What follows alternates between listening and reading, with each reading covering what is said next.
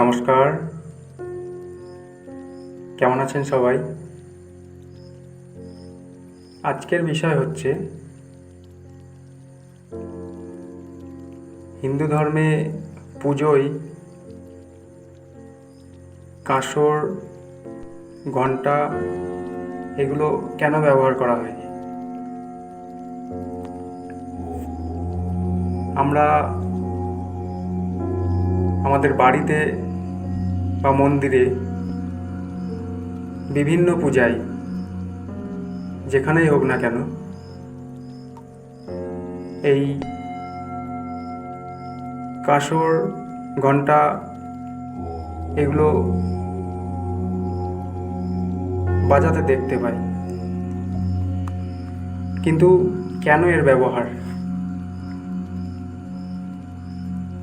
তো এর উদ্দেশ্য হলো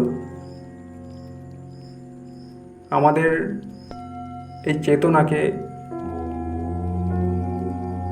একাগ্রতা বা জাগিয়ে তোলা। আমরা জানি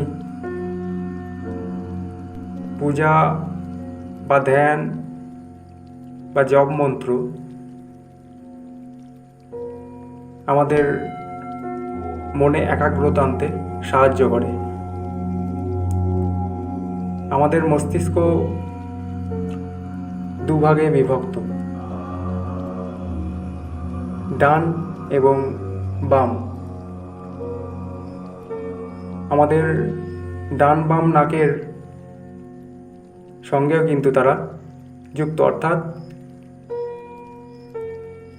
ইরা নাড়ি ও পিঙ্গলা নাড়ির সাথে যুক্ত।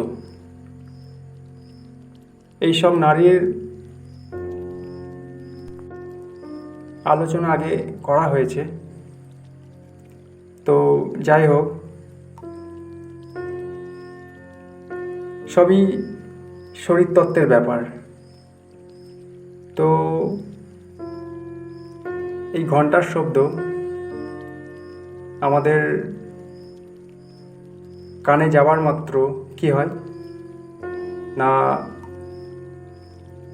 আমাদের ইরা আর পিঙ্গলার একটা যোগ সৃষ্টি হয়। এই যোগের মাঝখানে যে আছে তাকে সুষুম্না নাড়ি বলে। এই ইরা পিঙ্গলা যখন এক হয়ে যায় তখন ওই সুষুম্না নাড়ি জেগে ওঠে।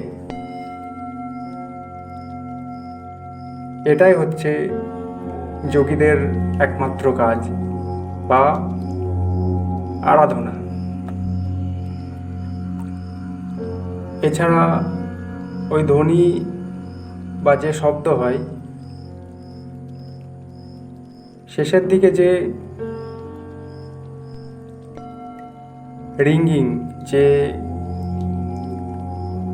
অনুরণন, টং করে যে একটা আওয়াজ হলো,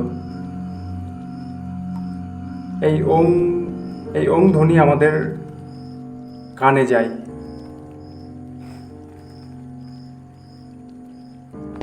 যেটা শব্দের মধুরতার উপরে, অর্থাৎ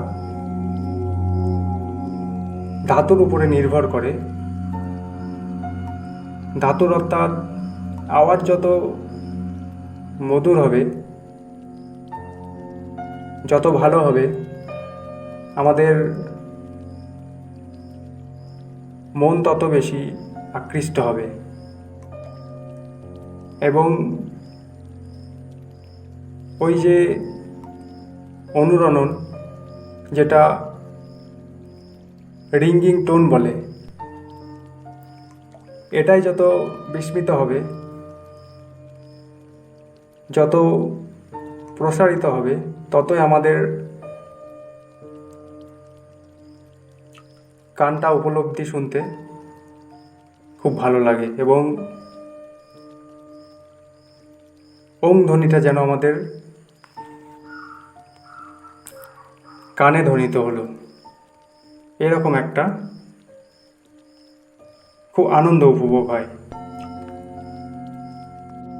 তো আমাদের মন্দিরে কাসর, ঘণ্টা এগুলো ব্যবহার করা হয় আমাদের মনটাকে একাগ্রত করার জন্য, আমাদের মনটা যেন ওই এক জায়গায় স্থির থাকে। তো নিশ্চয় বোঝা গেল। আজকের ভিডিও আমরা এখানেই শেষ করছি। ভিডিওটি যদি ভালো লাগে অবশ্যই সাবস্ক্রাইব করবেন। সবাই ভালো থাকবেন, সুস্থ থাকবেন। নমস্কার।